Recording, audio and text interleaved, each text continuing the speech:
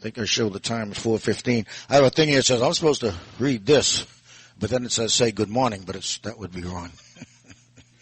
Good afternoon and welcome to the 36th CALLERLAB Convention in Kansas City, Missouri. Today is April the 6th, and it's 4:15 p.m., and this is the History, Heritage, and what was the third word? In the History, Heritage, Tradition, thank you, interview. And I'm Johnny Wedge, and I'm your moderator. And our panelists up here, and we'll talk more about them each in a minute, but our panelists are Cal Golden, Marshall Flippo,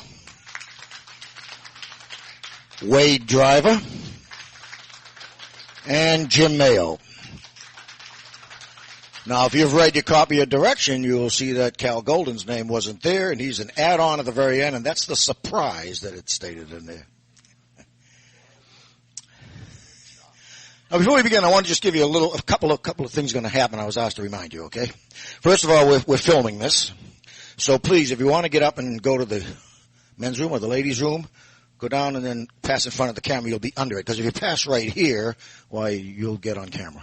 There's another camera over here filming, so if you want to pick your nose, I advise you to turn or go to the corner or something, because anything you do will be on film. News at 5. I want to tell you a little bit about how this session came to be. Back in 1996, Square Dance caller Bob Brundage, who was at the time very closely associated with the Lloyd Shaw Foundation, took on a project to interview many of the leaders of square dancing throughout the world. His project was designed for 3 categories. He wanted to interview all of the recipients of the American Square Dance Society Sets in Order Hall of Fame. He wanted to interview all of the recipients of the CALLERLAB Milestone Award, and he wanted to interview all of the recipients of the Round-a-Lab Silver Halo Award. And after he finished that, or while he was doing that, he also started interviewing other people. And he tells us that when he got into his 80s, by the way, the way he did this was to attend New England conventions, sorry about that, National Square Dance conventions, CALLERLAB conventions, and some Round-a-Lab conventions. Some of them he would then drive right to callers' homes and do them there, or do them at other festivals and weekends where callers were. But when he got into his 80s, he found that was a little tough, all this traveling. So the balance of them he did from his home on the telephone, with a machine he had that could hook onto his phone, and he'd tape them. In 2004, he associated himself with the Square Dance Foundation of New England, and that's how I get into the picture. We put everything he has on our website. We originally put on all the transcribed copies. You could go there and read these interviews. Then later we were very excited when our webmaster helped us out and we put the actual interviews, the actual taped interviews. You could go there now and listen to Bob Van Antwerp talking to Bob Brundage. You could listen to Frankie Lane talking to Bob, and of course these gentlemen. And so it was quite exciting. Well, the executive committee decided that why don't we try a little bit of that at this session. So I'm changing the names of things. This says moderator, but I'm actually the interviewer. And they're not panelists, they're actually the interviewees. And Bob Brundage interviewed them from, tell me what life was like before you were square dancing, where were you born and raised? Well, these interviews were 45 minutes to an hour. We've got an hour and 15 minutes to interview 4 people, so we're going to make it much shorter. And what we've chosen is to pick a subject close to the heart of each of these interviewers.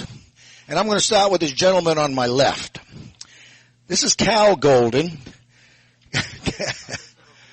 Cal, you were going to be the last one? Okay. Well, if that's what you'd like, that's what we'll do. Jim Mayo is up here. He was originally...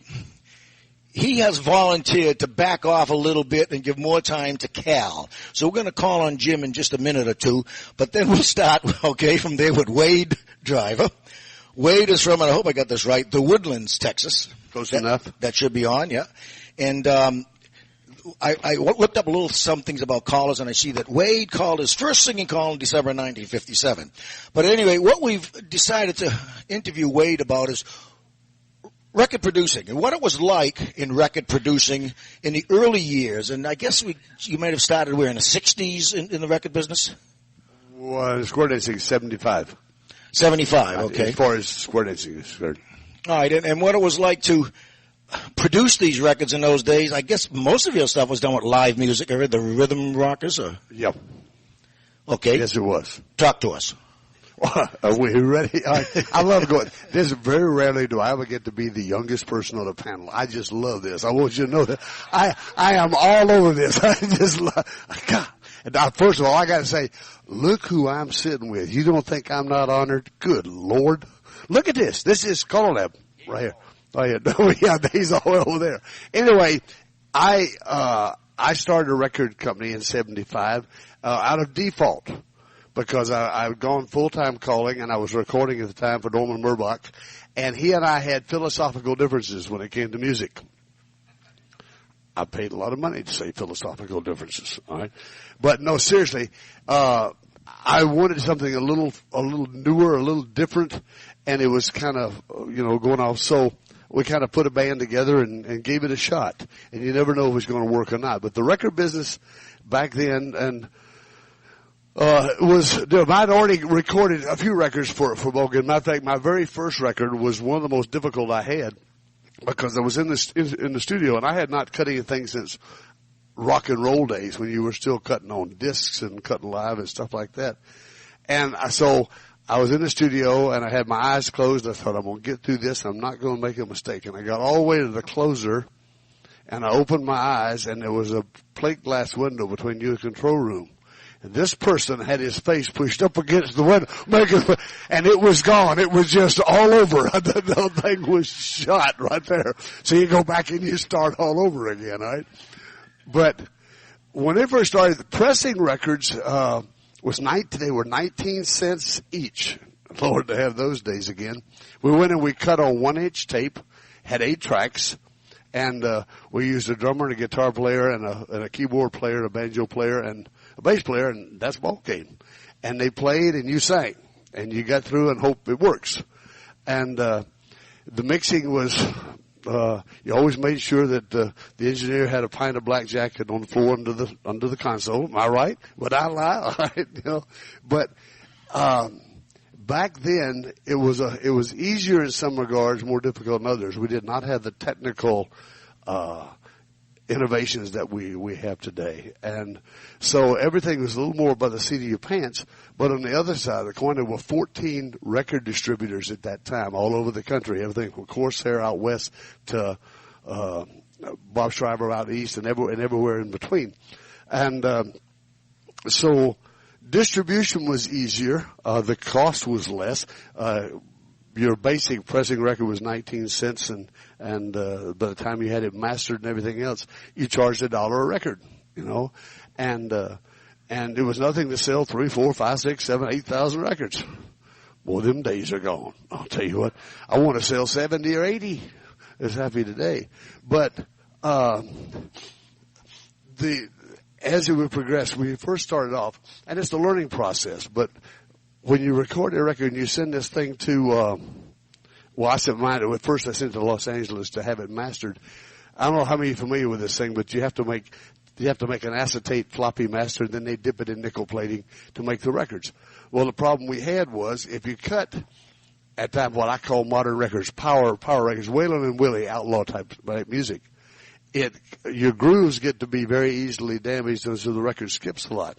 So we went from that process to double and triple plating processes, but over the years it's really modernized. But the original, it was funny. You go down and you see like these long lines of machines, and they have little balls of vinyl like this big. They drop them in the pot and go. It's like making waffles. You do this way, they trim around the side, they spit one out, you go do another one. Now everything's modernized and mechanized and automatic, and I'm not sure it's a darn bit better, but it was an interesting process back then, and you always made sure if there was a major holiday coming up that you had all your record orders in and pressed at least 2 days before then. Because when the holiday came up, all the pressing operators all got drunk. You didn't see them for a week, 10 days. And so if you didn't have it before then, don't count it for 2 weeks later, right? So it was quite different back then, but it's still a labor of love, and we it's just a fun thing. But it's I would not trade it for anything in the world. It's, I don't know about y'all, but all my kids are artistically inclined. They draw beautiful pictures. I can't draw a straight line with a ruler. So this is kind of my event. It's as artistic as I get. But it's been fun, and I've enjoyed it. We have a lot of guys making good music, and it's tougher nowadays with live musicians, but usually we do the best you can. Well, Wade, if another caller came to you during that period of time, you talked about the days when we sold 1,000, 2,000, 5,000, and recorded. Would he have to come to your studio in order to do the recording? When I first started, the first one we did live vocals. And I think Don Franklin was the first one that ever did that on Wagon Wheel. He made you go in while the band was playing, and you sang with them, and what you got was what you heard, what you got. It was done. And my very first session, we did that way. But after that, we finally got where I could go in while they were playing, and you would do a dummy vocal, and you'd sing along with them. But I like to do that because I kind of, instruct and help them go along, and, you're kind of talking through the mic like the fiddle player. Is that the best you can do? I'd like to have a little better than that next time, please, things like that. And so when you finally get done, then you had the capability of going back with that 8-track and remixing and then putting a vocal down later. So normally if somebody came in, I would do the music first, as I learned very early on that's the true concept of too many cooks spoil the broth. And one time I took all my recording artists, we all went in there. You have any idea how many opinions I had and how many recommendations? And it just was like really bad. So nobody went. And you cut it and you get done and you say, here, sing this song. It worked a whole lot better. Well, I think the question was going to be when other than yourself, another caller came to record, what kind of financial arrangements were made with them in those days? They must have made money. Well, no. And everybody, you had as many ways of doing it as you under the stars. A lot of guys would charge the callers. Some guys paid royalties on it. I kind of, when I was in athletics, I was never big enough to play football a whole lot, and I ran track, and I liked track because if you lost, you were humiliated, but you were the only one to blame. If you won, it was wonderful because you were the only one to blame. And I tried to run my record company the same way. If they didn't sell, my bad. But if they sold, my good. And I just did it that way. So I did not charge my artists, but I didn't pay them either. Okay. Thank you. And that's the way that was. But they got all 3 records and nothing else. All right. We are going to allow, after each interview, anyone in the audience would like to ask any questions. We do have a microphone, so if you do want to, please raise your hand. We'll run the microphone to you. Please identify yourself before you start speaking, your name and where you're from and those kind of things. Anyone want to ask Wade any questions? Yes, it'll cost you. Wade, Jerry Junk, tell them about trying to talk to the band what you wanted for square dancing when you finally discovered that you had to talk about a trash can beat. What do you mean well, you get innovative in there, and one of my very favorite, I'm assuming you're talking about the stool in the bathroom, and yeah, okay. Well, one of my favorite recording stars in the country music business is Don Williams, and Don Williams has just a wonderful lick at his doom, with doom. Well, for square dancing, it's like dancing with a broken foot, and that just wasn't going to work. And we had this beautiful track with a rhythm track that just didn't get it done. I said, I got to have some kind of upbeat. Well, the band had gone home. And I said, well, what are you going to do? I said, well, so I took a drumstick and turned around with a big end sticking out, and I took a big wooden bar stool, and I went in the bathroom, because you get built-in echo in the bathroom. And I said, stick a microphone in here, and I went, doom, tick. And it worked. So when you hear the tune, Expert at Everything, that's me on the bar stool in the bathroom. That's it. You do what you have to do to make it work. Wade, did any of your family call or anything? Well, no. Yes, no. My oldest played drums on several sessions for me. I think he wrote the whole musical score for Hooked on Elvis and played the drums, and he played on one of our later sessions. But my next son never called, but my first wife, Gloria, had a clogging group, and she decided to run an amateur night one time, and we were discussing how we were going to run it. She said, well, what we're going to do, we're going to let everybody that wants to call come up, call, and we'll give $50 prize to the best one. We didn't know John was listening. He was 9 years old in the other room. So the Sunday came up to do this thing, and he said, I want to go. That's why he said, well, I want to go. So he went, he had memorized Rocky Top. He went in and he called it. He won the $50, went home, and he never called again. That was just one time. Thank Other you, than Wade. that, no. Okay, we've got just so much time, and we're going to come back if time at the end and bring Wade back. But for now, we're going to move on to our next interviewee. What? Jim, you want to? Jim Mayo from Hampstead, New Hampshire. A very brief story, actually. Before CALLERLAB had its first meeting in 1974, we still were the early group that was talking about making this kind of an organization, talking about one of the important things we had to do was to train callers. And several of us were involved in teaching callers, but we thought it would be a good idea to agree on a curriculum, on what subjects we would cover, and a brief outline of what those subjects were. In 73 sometime, I think it was, I remember it very well because it was my very first flight as an instrument-rated pilot by myself in actual instrument conditions. I'd called a dance in Rochester, New York, and the meeting that we'd set up, because a lot of those callers were in New England right then, was in Hartford. And Al Brundage was there, Earl Johnston, Ron Schneider, Frank Lane. All of them happened to be in New England at that time, and so we gathered them and Dick Ledger.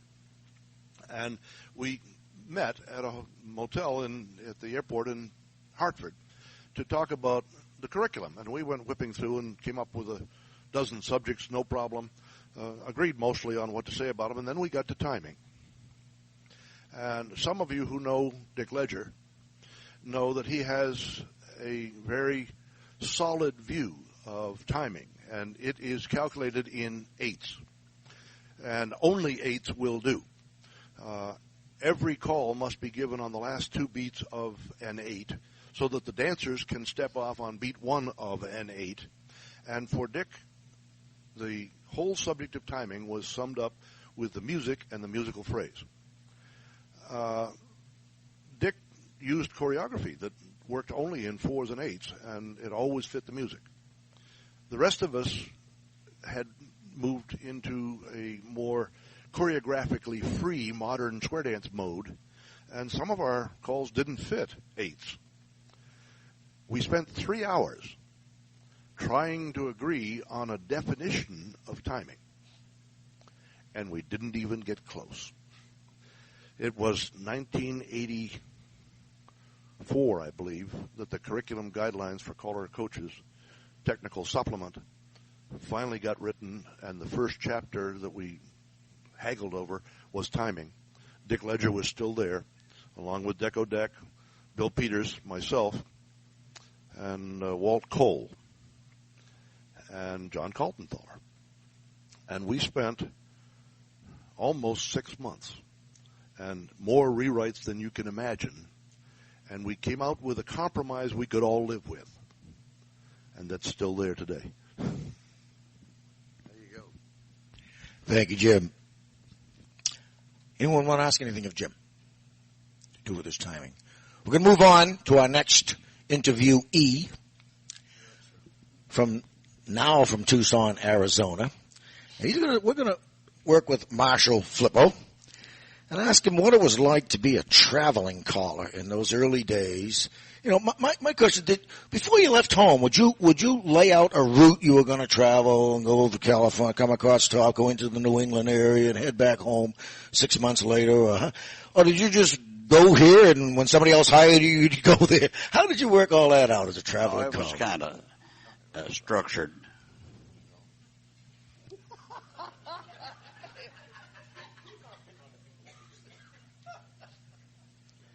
Getting back to records. I started when they were. Did you start when they were 78s? Yeah. Oh, yes. Yeah, 78 record. He started cylinder.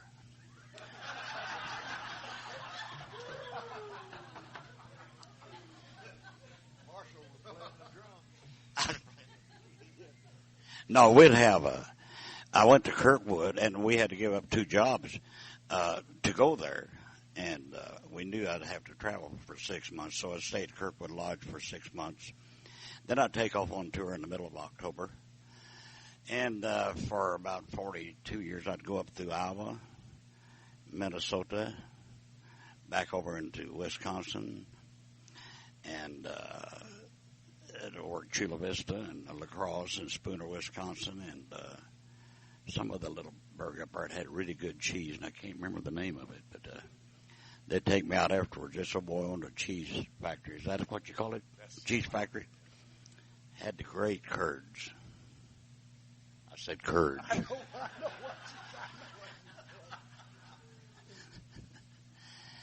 And anyway, I'd work Chula Vista Resort there in Wisconsin Dells for a weekend. And for years I did 2 weekends there. And in between the 2 weekends, I'd go down into Illinois and work myself back up over to Chula and do another weekend. Then right after that weekend, we'd do the Sunday morning goodbye session at Chula. And I'd go to Rockford that afternoon. And then I'd drive to Chicago because I had to go to Kokomo the next day, but I'd drive into Chicago after the dance on Sunday. And this is a story that probably shouldn't tell. No, but you're tired when you get in there, so I just flopped out across the bed there in my clothes and woke up about 2 hours later, and it's getting about 11, 15, 12 at night, and I was hungry, so I wanted to go out, and I had a lot of cash with me. So I took that cash and I put it in a little ball and put it around a spindle on the toilet paper and put the toilet paper back on there. And went out and got me a hamburger. Came back the next day. My next day was Kokomo, Indiana. Got down there. Was going to have supper. Took my billfold out. Oh, man. I called that motel to thank the Lord. Called that motel, and he said, how big was the roll of toilet paper? And I said, about half. Well, he said, sometimes the maid just take it and throw it away when it gets down a little low. I said, I'll go look. And after a while, he came back, and he said, I got $60 $20 bills here in my hand. And I said, oh, my God, thanks the Lord. Send it all home. And I knew she'd spend it before I get home, but no, she is really frugal, really, Nisa. But I looked out there, the very next year, same thing. I ain't going to put it no around toilet paper. So I put it on the floorboard of the car, the floor mat.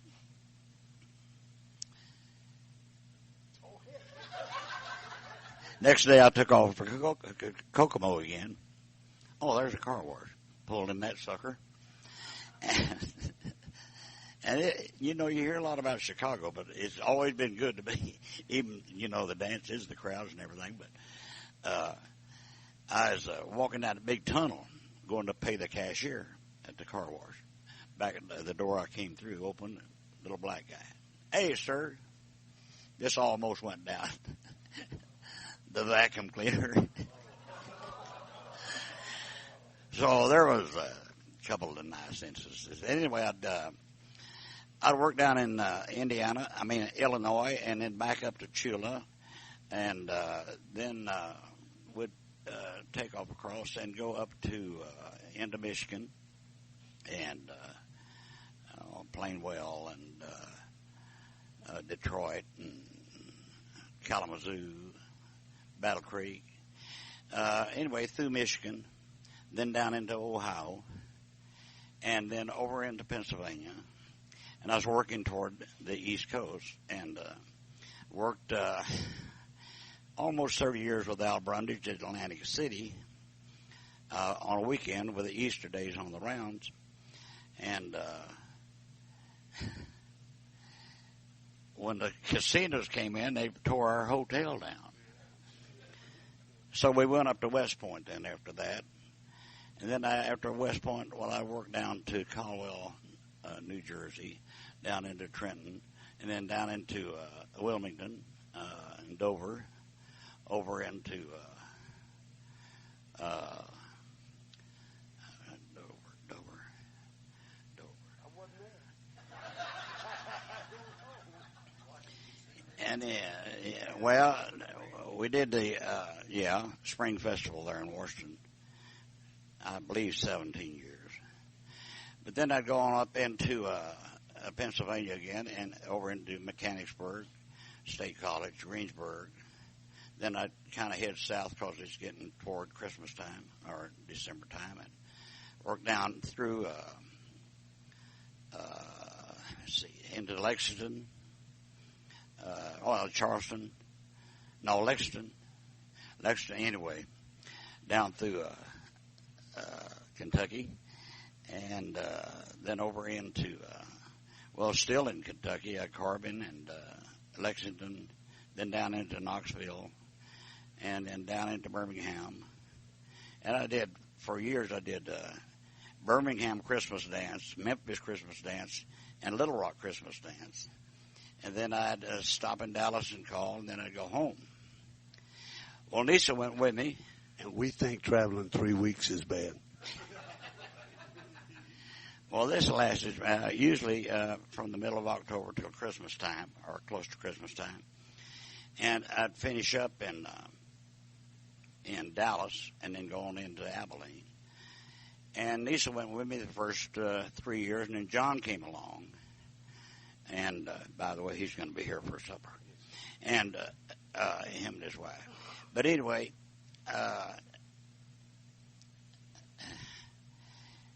after John came along, Nisa didn't go with me, but she told me, said, I don't have anything to do when you're out there running around. I said, well, why don't you get a hobby?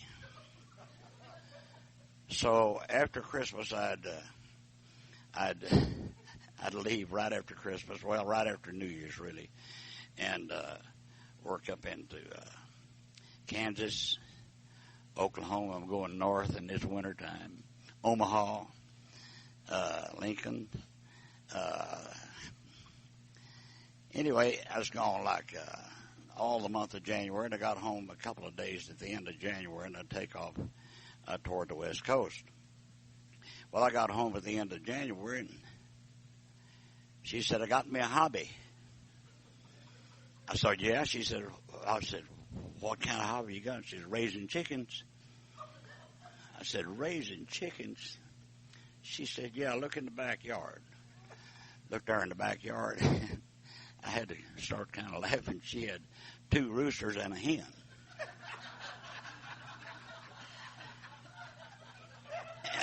She said, what you laughing about? I said, Nisa, you don't need 2 roosters. She said, by golly, I do if one's gone all the time.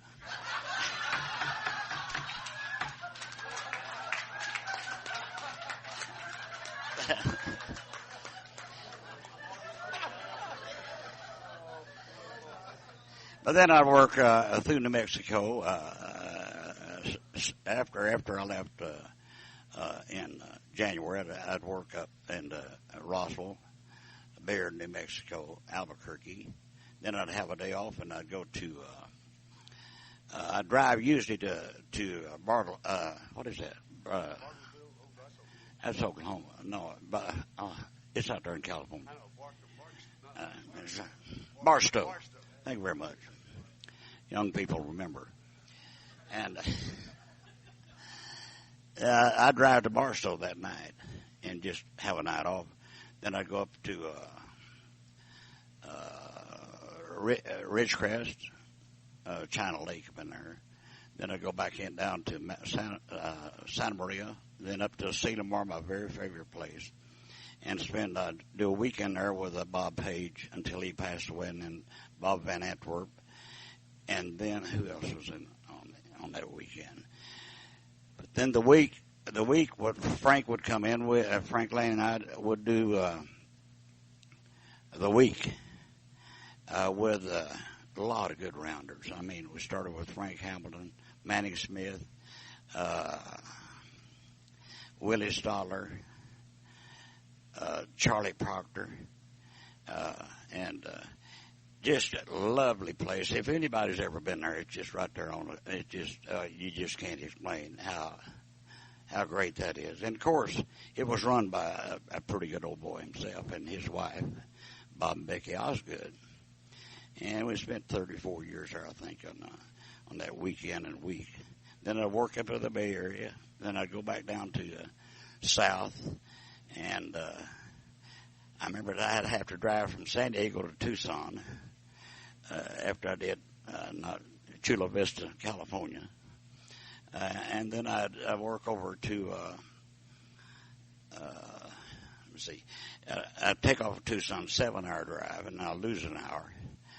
And I'd do Tucson, and then I'd go on, I have a night off, and I'd go do the Permian Basin Festival there in Odessa, Texas, then back into Abilene. And see if she had any more hobbies. Or any new chickens. Then I'd, well, let's see, after, I'd go, let me see. Where did I go after? Well, I went to Kirkwood in the middle of April every year, but, I'd work all the way back up into, Arkansas, over into, Tennessee again. You mentioned earlier about heading north during the winter months.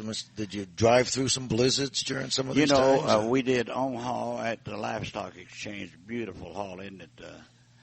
Hold about 60 squares, about on the 10th floor, I think it was, of the Livestock Exchange. I said the elevator worked back then. The elevator was good, yeah. But the boats, they hired me in there. Anyway, it was kind of planned all along. And so once I got them, I was lucky enough to go back each year. So we had that same old tour for 42 years, I guess. And but there'd be some changes, every now and then. But it was lovely. I enjoyed it, and I still love to drive, love to get on the highway, and not sometimes, Don't say I, a word. I came up here with Wade from, we had a weekend down in Pine Bluff, and so Wade and I came back up here together. He was in his car. And Wade talks with his hands. The steering wheel didn't have a hand on it for about 10 or 12 miles. But I thank you for that trip. Marshall, there's a story about you loaning your car once to someone. What was that all? Tell us about that. We reported my car stolen. Yeah. Was at a spring festival in Washington, and I had this phone call from this young guy from Des Moines, and he said, "Hey, is there an extra bed in your room?" I said, "No, we can sleep together." And no, I said, "Yeah, there's an extra bed." He said, "Well, I'm here at Whitey and Gladys's, and so they're going to drive me up, or I'm going to leave my car at their house." They lived in Trenton. And says, "You're coming back here." It says, "Can I borrow your car when I leave?" And I got to leave my car here, and I'll just leave your car at Whitey and Gladys's, and when you come in, well, you can pick up your car. So he had stayed in my room 2 nights. Well, the crowds in it, I think there's, at the spring festival, they run anywhere between 4,000 and 5,000 dancers every year. And I think, 9 callers, I believe it was. And so there's a big old crowd in Park Sheraton there. And I was walking through the lobby after we had partied up there in White and Gladys's room. And this lady over there, we kind of knew each other, just, casually. Yeah. And, "Hey, Flip, come here." I said, "What is it?" She said, "The guy come through here a while ago and said, hey, you better check room C24, whatever it was," and said, "There's 2 people in there, supposed to be just 1. And so said, we didn't care. There's so many people around, it didn't bother us, but he did say that. I said, "What did he look like?" A pretty tall guy, had black hair, a little speckled gray, and I said, "That's enough." And I went back up to Whitey's room. I said, that dadgum guy went there and told him that he stayed in my room. He didn't say that. He said there's 2 people in there. And Whitey says, let's call John. John was a retired captain of a highway patrol in New Jersey. And it's a long story, Cal.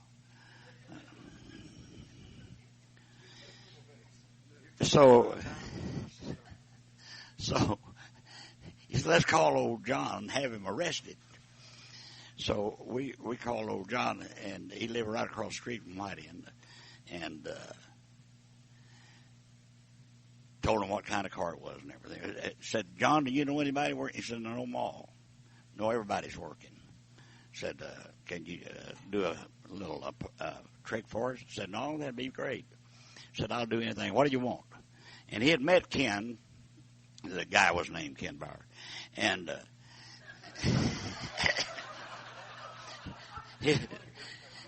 yeah.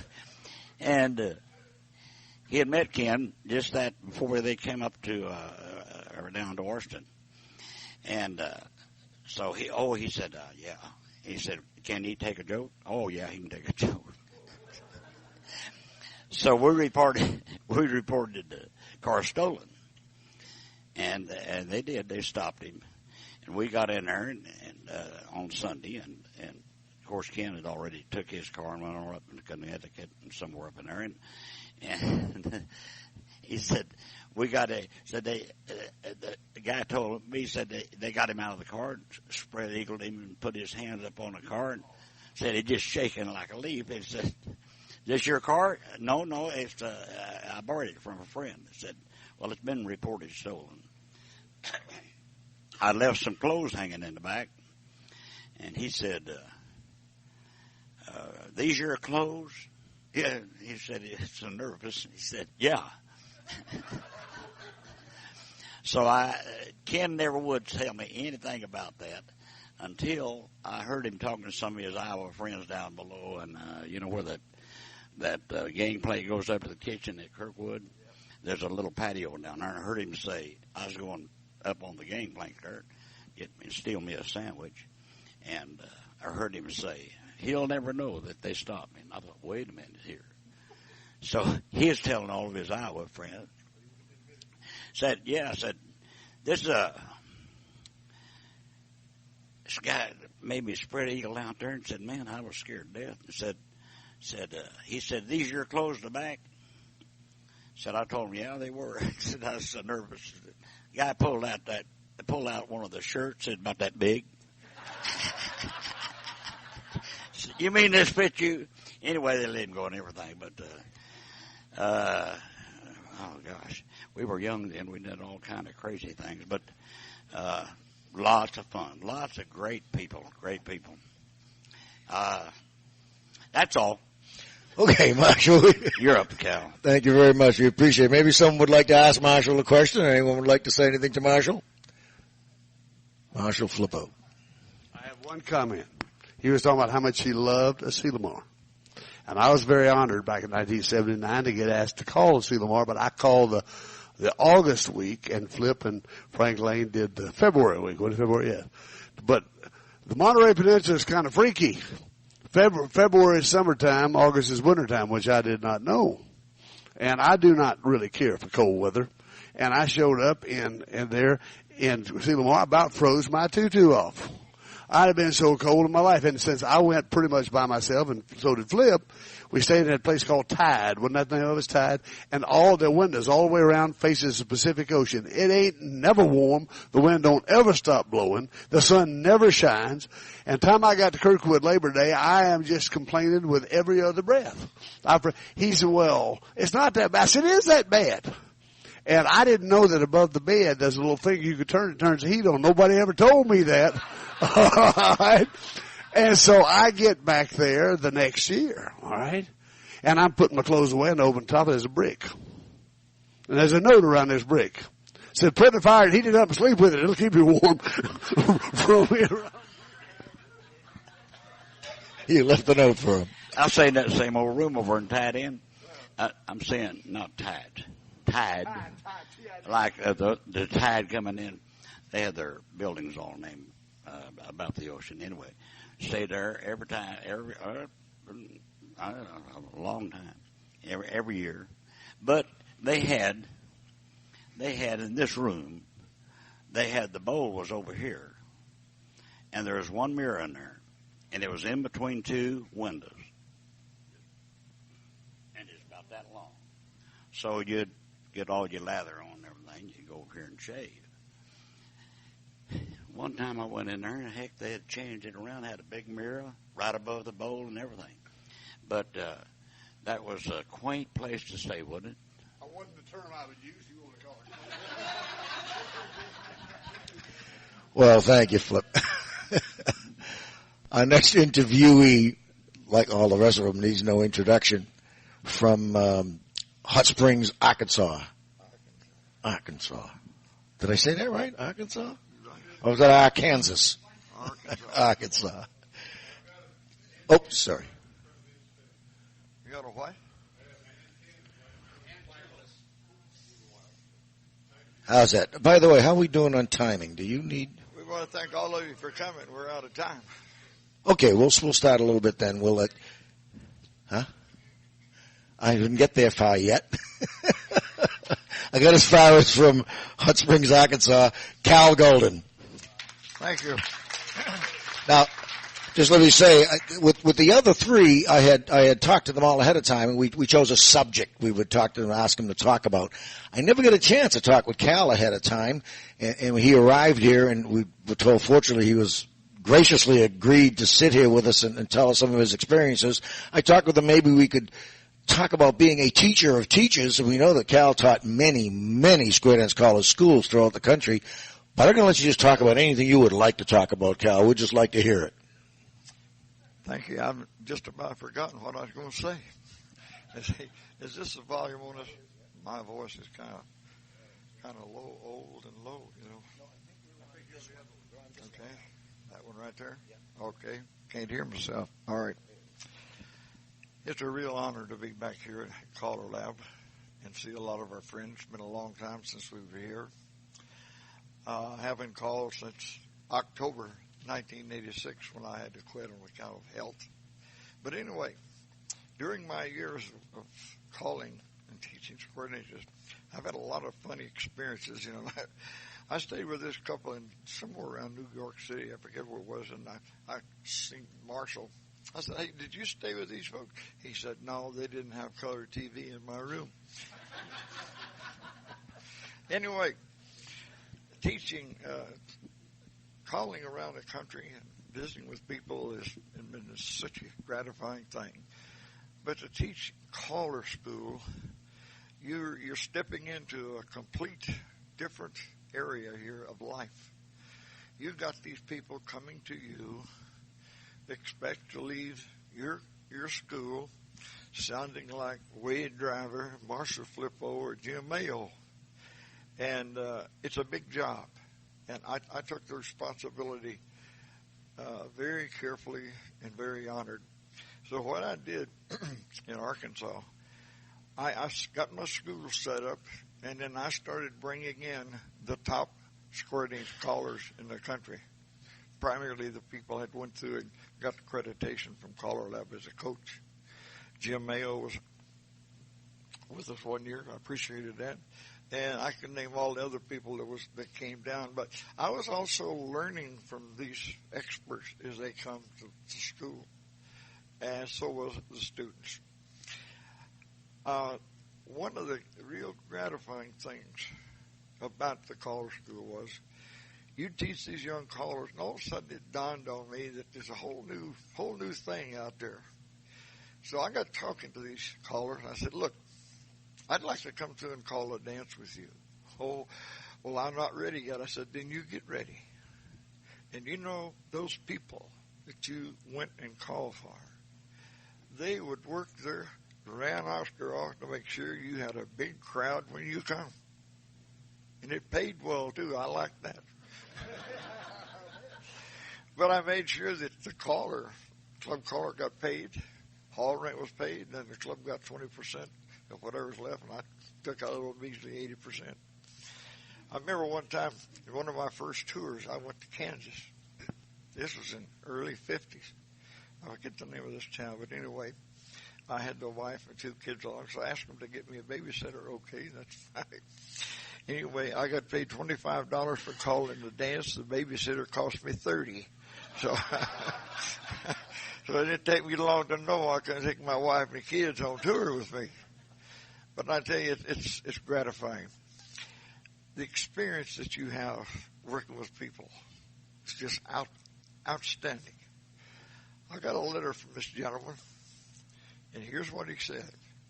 He said, if I come to your caller school, can I go home and teach a class and start calling for a club? Now, let me tell you something. I didn't answer that one day. I thought about that for 2 weeks. And Sharon said, what are you going to say to him? I said, I got it. I wrote him a letter back, and I said, it all depends on your ability to learn. He didn't tell me he was a college professor from Stillwater, Oklahoma, with 25 degrees and everything you want to cover. I said, Sharon, what have I got myself into? The gentleman came. So Sunday night, I handed out a little bit of work for people to do for Monday morning. And when he got his assignment, I looked around. When I looked back, he was gone. And I said, what did I say? So Monday morning, when everybody come, this gentleman was the most prepared person there to do his thing. And I just said, I've got to find out about this guy. So I was using a little thing I'd set up and let the guys get the people back home. So I put 4 men over here and 4 girls over here.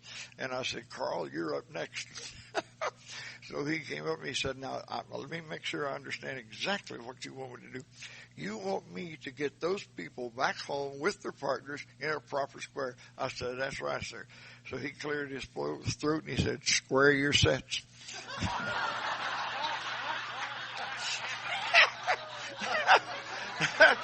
Let me tell you, I embraced that man, and we had a laugh and a friendship that lasted for a long time. He came to school for 2 years, and then he was on my staff for as long as I continued to call. His name was Carl Anderson. Him and his wife both have gone on, and they were very dear friends, and he was a wonderful person. He bought my business when I retired in 1982. And I thought, sure, man, he'd pick this up and run with it. But it didn't work out that way. His wife tried to tell me, but I was stubborn-headed, and I sold it to him anyway. But anyway, doctors told me, I was in Chicago calling a dance, and I got sick. So I told Sharon, I said, we better go home. And I said, call our doctor, and tell him I want to go to the hospital.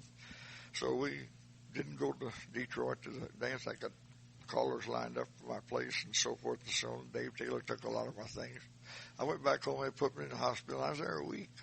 So one day, 4 doctors came into my room, and they said, what do you do? I said, I call square dances. Well, how many square dances do you call? I handed one of my sheets with my schedule on them, and I said, wow. They said, it's up to you. But said, if you want to keep living, it says, you better quit doing what you're doing now. It scared me. So Sharon and I talked it over, so I quit calling. And I'm doing good. Everything is coming back to balance. And Frank Conklin, what's his name? Cottenthaler.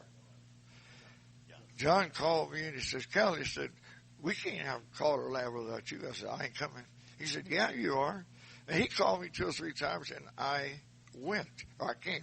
And before I left, a club from the village out there came and said, Cal, we need a caller, and we want you to be our caller. And I thought about that, and I said, I'll let you know. So I went to CALLERLAB. I got motivated. I called my wife. I said, call that club and tell them I'll take it. I just bought me a new Hilton. Folks, we're running out of time here, but let me tell you, the gratifying thing that I got out of teaching was to see the callers go and make something out of themselves and take what they learned from me and I learned from other people and shared with them. I shared everything with them. I told them the good, the bad, and everything else. But I've had a couple of callers that I've asked to leave my caller school. Now, let me tell you why. If they come with their wives and they told me what they wanted to do in square dance call that, then I ask, have you talked this over with your wife, and does she approve of you doing it? He said, no, she don't approve it. I said, here, I'll give you your money back and you go home. Because I'm going to tell you right now, friend, without her help, you ain't going to make it. You got to have that support, especially if you're married. Ain't that right, Miss Steinitz? That's my sweetheart, her and her husband, which are, and the things people do for you. Her husband was at our school, and what was his name? Lawrence, Sheldon Lawrence. And they talked to me one day, and they said, Kelsey, if you ever call the Kansas State Festival? I said, no, I haven't. They said, you will. And all of a sudden, these two guys are running Kansas State square dance things, and old Cal got an invitation to call. So I went. I got to tell you something.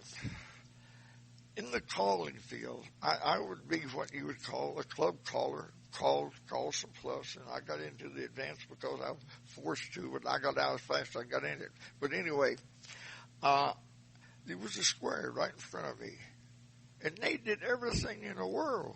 Had nothing to do with square dancing. They flipped over people's back. They did, and I tried to ignore them, but it was pretty hard, you know. But anyway, we got through the festival. But I've been calling a lot back east, and one year, Ray passed by, and I said, I won't be back next year. So he thought about it. He come into, I stayed with me. He said, Cal said, why aren't you coming back? I said, man, I can't please these people. He said, what are you talking about? He said, I want you back. I said, you do, but I said, them dancers don't. He said, why not? I said, man, they are giving me a hard time. You can't believe. When are you going to call something complicated? When are you going to do this? I just wasn't that type of caller. So he asked me, he said, what will it take for you to come back? I said, you advertise what kind of dance I'm going to call. Okay. Went down to V Path Barn and went on down to New York City, not New York City, but Ponderosa. He had this big hall. Yeah, and beautiful. I've been coming there, but man, I'd leave tired because these people were pushing me to do this, do that, and I want to keep everybody dancing. So I told him, I said, he didn't know I wasn't coming back.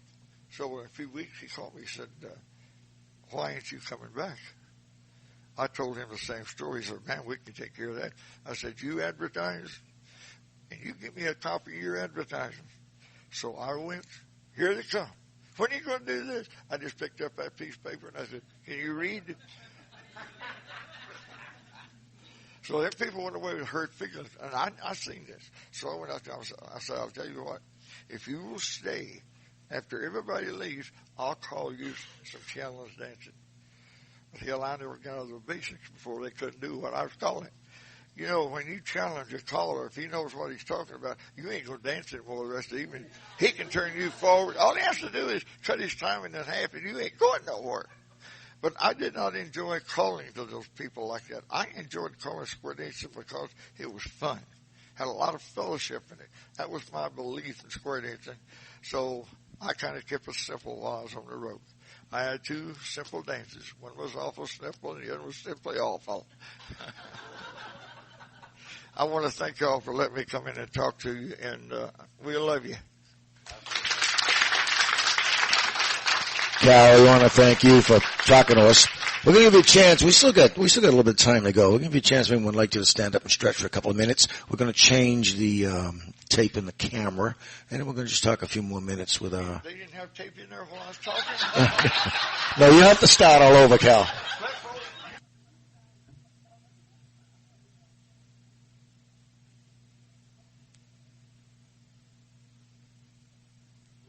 That's it? That's all the time it takes? I guess we're all set. Would anyone like to talk to any of these interviewees? I want to tell them something else. Go ahead. When I run these caller schools, I told the callers, I said, listen, it's easy to find out if you're a success. Watch the feet of the dancers. If they're coming in your front door and they're coming around their dance, I said, you're a success. But if you're looking at their heels, you got problems. Right. I just wanted... Please identify yourself. Freddie Kaltenthaler. Thank you. And Cal never mentioned Germany, where he did so much and was such a part of the early days when they were all American service, and the World's Fair in Brussels. I mean, he did some square dancing over there that introduced it, and now Germany and France have great clubs. But Cal, tell us some of those things. The World's Fair, particularly.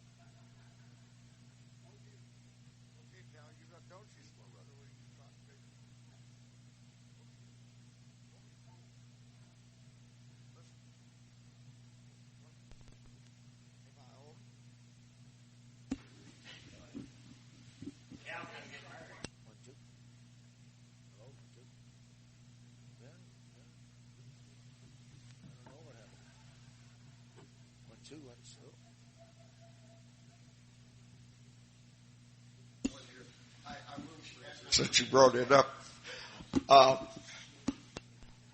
in life, if you ever have the opportunity to be married to a woman for 40 years and God takes her away from you and you meet someone else, it's pretty well stacks up to that, and you're going to marry her. This is really an honor. I'll be married May the 3rd to a wonderful woman in Hot Springs, Arkansas. You're all welcome. I'll give you an invitation now.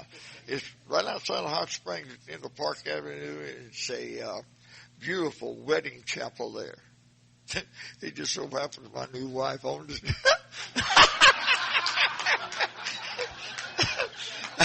So we can take all your weddings when you come down. Germany. I'm stationed in England, and I read this piece in the paper that they were going to have a big square dance in Germany. So I wrote to people, and boy, he come right back, please come. So my first wife and I went, Jean and I went over, and they greeted us, and we went up to Bad Billigen. They did not know how many people was going to show up. There were 430 square dancers showed up from all over Europe. We had a ball. And one morning the man came in and says, Cal, there's some newsreel people outside wants to put square dances so Germany people can see it. To the best of my knowledge, German people had not seen American square dancing in 1955. So we made these newsreels. And I got to go in one of the theaters, and it was showing this newsreel. And them German people started clapping their hands, and it was absolutely unbelievable. And that kid from Arkansas was coming. And pretty soon my boss said, I was going over there so much. They were asking me back to do this and that. And we got the Dancers Association going, the Callers Association going. Both of those are still going. God bless them. Not what I did, but what they're doing. And here a while back, they invited me to be for their 50th anniversary, to be on the cover of the magazine that they put out. Of course, I thought about that for about 2 minutes. And I said yes. I was very, very honored at that. In England, we did not do that much during the time that I was in England, because to work in England in those years that I was the communist people, things were so strong downtown, they wouldn't let you go up here unless you had permission from the FBI and so forth. So I didn't do a lot in England because I couldn't. But we did a lot on the base, and the English people came down. My farewell dance there, we had 800 people at that dance. And let me tell you something. I know now what's the matter with my kidneys. I'd get off the stage, and the bathroom was right straight in the back. If there ever was a time that I thought about going, that was it. I never made it that bathroom in those 3 hours. And I watched everybody out of that hall when that dance was over so I could get to the bathroom, I'm telling you. Then we went back to Germany for 4 years, and we did a lot of things, but I didn't do as much as I'd like to because I had a job that was second to none. I had the NCO club at Ramstein Air Force Base, and I had 5 clubs, 6,000 members, and 375 employees. Now, I was working about 17 hours a day and didn't leave a lot of time to go square dancing. But I got elected president of the Caller Association, so naturally we had the next festival at Ramstein Air Force Base. My wing commander called me Bill Cole. So I called him one day and I said, sir, I need to talk to you. And I met him in the gym. And he said, what are you doing here? I said, we're going to have a big square dance here. People are going to come from all over Germany here. And he said, well, what's your problem? I said, you can't hear in this auditorium. I said, I need 3 parachutes. He said, you're crazy. I said, I know that, but how about the parachutes? I got the parachutes. You know, I learned one thing in life, people. You ain't never going to know unless you ask. You got to ask, you know it. Because when I asked that school teacher to marry me, I just knew she was going to say no.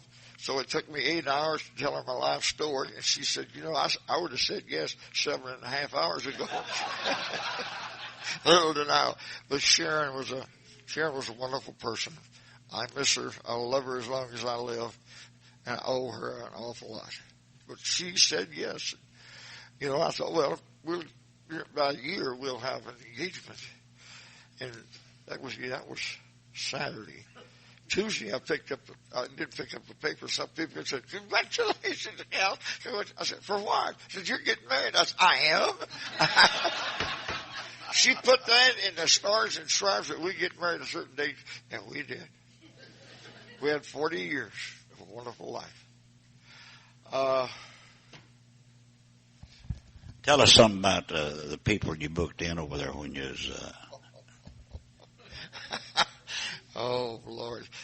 I don't have that book, which is too bad you didn't get one of those books. The Square Dance Caller as a salesman, as a Square Dance Caller. I got pictures of all those people, a lot of those people that I booked. Charlie Pratt, Jane Mansfield, Tex Ritter, Rocky Marciano. What was I doing booking Rocky Marciano? He put 45 minutes of his tapes together, his greatest fights. So I booked him. He came, had dinner. I went and bought him a pair of tennis shoes. This man was broke. Absolutely broke. Anyway, it came about 15 minutes time for him to go on. He come in my office. Folks, the sweat was just pouring off of this man. I said, Rocky, I said, what's the matter? You sick? He said, no, I'm scared to death. I said, why? He said, I've never done this before. This was his first show. I didn't know that. But let me tell you, I talked to him. I said, Rocky, these 800 people out here are your fans. They're your friends. They're going to love you. He walked out on that stage, and them people stood up and welcomed him. And he said, you're my kind of people. One old sister over in the corner said, how's that, Mr. Marciano? He said, you're all drunk. I booked him for 45 minutes. He went an hour and 45 minutes. And at the end of the show, by this time, this old sister over here is getting pretty loaded. She says, Mr. Marciano, in your younger days, could you have looked past your straight? He said, no, ma'am. He said, if I told you I couldn't, I'd be lying. Wait, I've screwed this up. Anyway, it was the last thing he asked. He said, if I told you I could, I'd be bragging. But if I told you I couldn't, I'd be lying. Jane Mansfield, I had her for 8 hours. What do you mean you had her? No. Let me rephrase it. Yes, please do. I'm a country boy, and I get my words mixed up sometimes. She was in my presence for 8 hours. But let me tell you, funny things happen to you, you know. I was in the officers club when I went over there. And, you know, I called a square dance in that officers club 10 years prior to me being the manager of it. I never dreamed that. So this new wing commander coming over from France, they kick us out of France, and he wants a breakfast for everybody. So I'm putting this on from the officers club. So all my people, they had to leave and go back to the club to fix dinner, and I'm left there to clean up the dishes. So I'm cleaning up the dishes, and this colonel came over. I knew who he was. He said, "Who are you?" I said, "I'm Senior Master Sergeant Cal Golden, and I'm the second most important man on this base." I don't know where that comes from. He said, he said, "Who's number one?" I said, "Well, Colonel, you are." He said, "What makes your job so important?" I said, "It's my job to keep the morale of the officers on this base at a high peak so you can get a good day's work out of them and we can make you general." He said, "Sit down, Sergeant." He did make me chief, and he made 1-star general. Well, Cal, that's fascinating. I'd like to mention, to make you all understand, that everyone on this table was originally interviewed by Bob Brundage, and I told at the beginning about these interview programs. And the interviews he ran anywhere from 45 minutes to, well, I remember Bob Osgood's was like about 4 hours. Most of them were 45 minutes to an hour and a half, 2 hours. And if you want to if you haven't, you can go to the website of www.sdfne, which stands for Square Dance Foundation of New England, sdfne.org. And there's a library tab, and if you click on that, you will see Bob Brundage interviews. And as I said, you can listen to the actual interview, or you can just click on the transcribed copy and read it, either way, whichever you'd like to do. But I'd like to invite you to do that and listen to something, and not just this panel right here. There are 121 interviews on that site. All of the recipients of the, as I said earlier, the Sets and Order Hall of Fame, except for maybe one or two that had passed away before we begin this. All of the recipients of the CALLERLAB milestone, and most of the recipients of the RounderLab Silver Halo.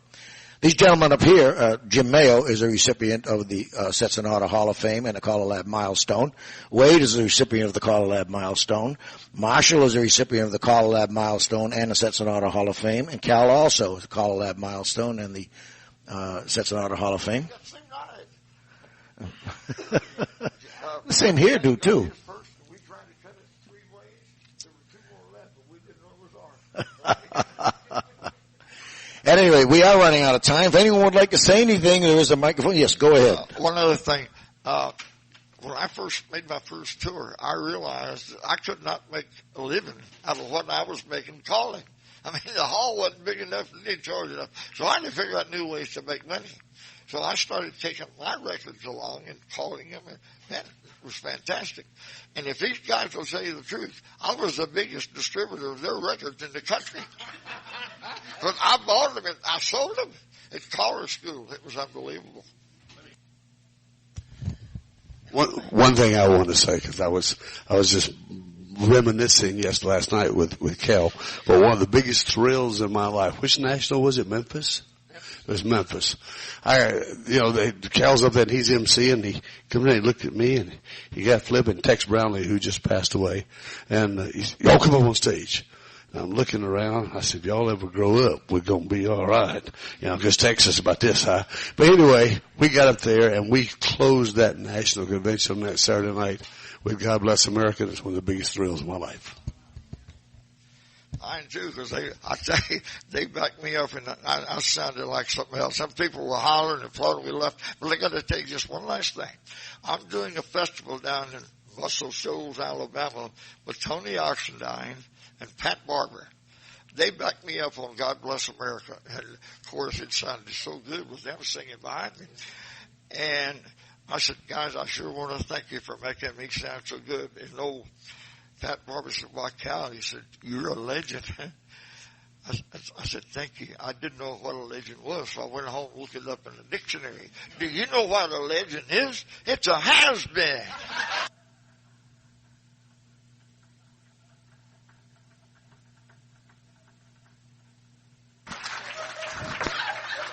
Any of you or any more you'd like to say? Stand up. Go ahead. Stand up.